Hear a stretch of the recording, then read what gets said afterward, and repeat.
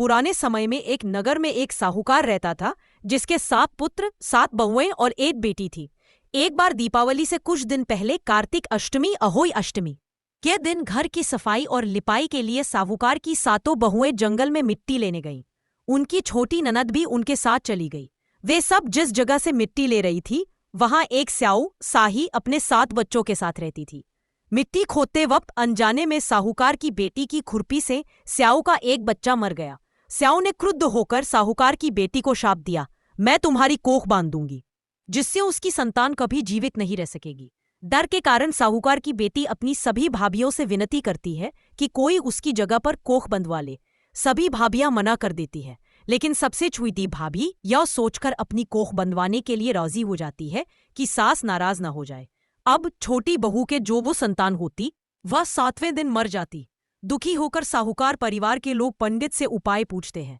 पंडित सलाह देते हैं कि बहू को सुराही गौ माता की सेवा करनी चाहिए, क्योंकि सुराही गाय स्याऊ माता की सखी है और वही स्याऊ को मना सकती है। छोटी बहू हर रोज बिना बताए सुराही गाय की सेवा सफाई करने लगती है। एक दिन सुबह सुबह सुराही गाय देख लेती है और पूछती है, तू मेरी सेवा क्यों करती है? बहू अपनी व्यथा बताती है। गाय उसे आश्वासन देती है और समुद्र पार अपनी सखी स्याऊ के पास ले जाती है। रास्ते में दोनों पेड़ के नीचे विश्राम करती रहे। वहां बहू से दया दिखाने को कहा जाता है। वह अपनी रोटी भूखी लोमड़ी और प्यासे बैल को भी बांट देती है। आखिरकार गाय और बहू स्याऊ माता तक पहुंचते हैं। यात्रा में आई हर समस्या पर बहू दया और धर्मपूर्वक काम करती है।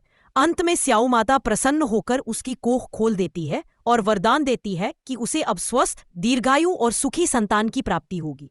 उसी दिन से अहोई अष्टमी का व्रत रखने की परंपरा शुरू हुई, जिसका मुख्य उद्देश्य संतान रक्षा, खुशहाली और लंबी आयु के लिए अहोई माता एवं स्याऊ का पूजन करना है। अहोई व्रत मुख्यतः कार्तिक कृष्ण अष्टमी को शाम के समय किया जाता है। महिलाएं निर्जल व्रत रखती है और संतान की दीर्घायु के लिए प्रार्थना करती है। संध्या को तारे निकलने पर अहोई माता और स्याऊ के चित्र की पूजा करके कथा सुनना अत्यंत शुभ माना गया है। यह व्रत मातृत्व प्रेम, त्याग, बलिदान और दया की गहन भावना का प्रतीक है, जिसे सुनने और पालन करने से घर परिवार और संतान को सुख समृद्धि प्राप्त होती है। अहोई अष्टमी व्रत की पूजा विधि निम्न प्रकार है, जिसे पारंपरिक सुस्पष्टता के साथ किया जाता है। अहोई माता की तस्वीर या चित्र दीवार पर भी गेरू से बना सकते हैं।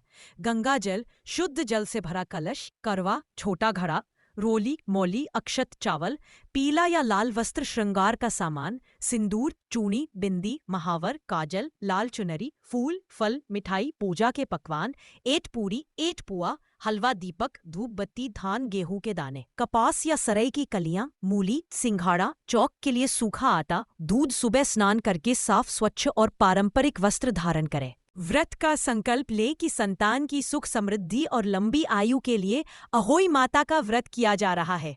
पूजा स्थल को गंगाजल और जल से शुद्ध करें। दीवार या चौकी पर अहोई माता व स्याहू और उसके 7 बच्चों का चित्र बनाए या तस्वीर लगा दे।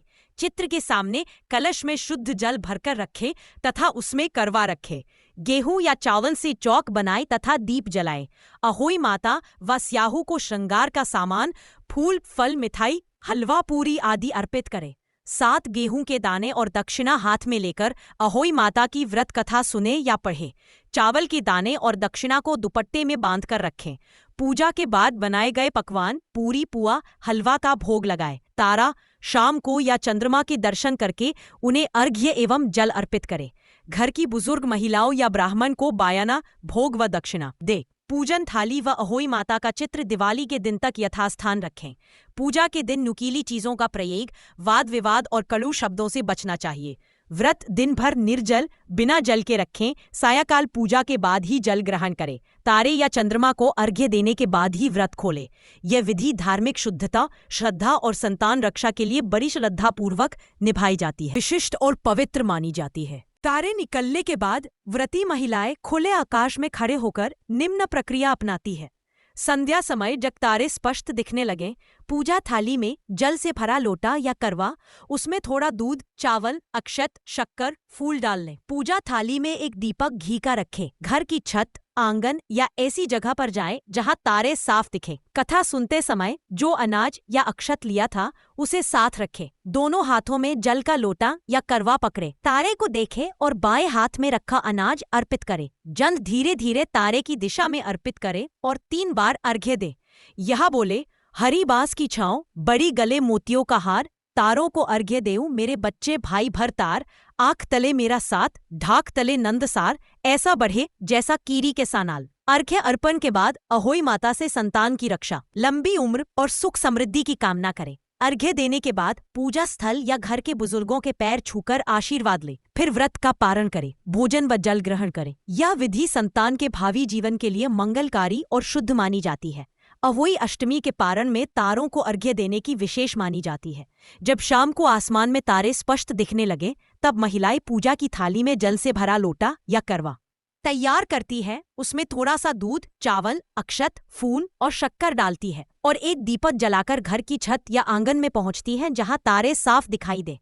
जल, दूध, चावल, फूल और शक्कर से मिली सकल सामग्री का लोटा अथवा करवा तैयार रखें।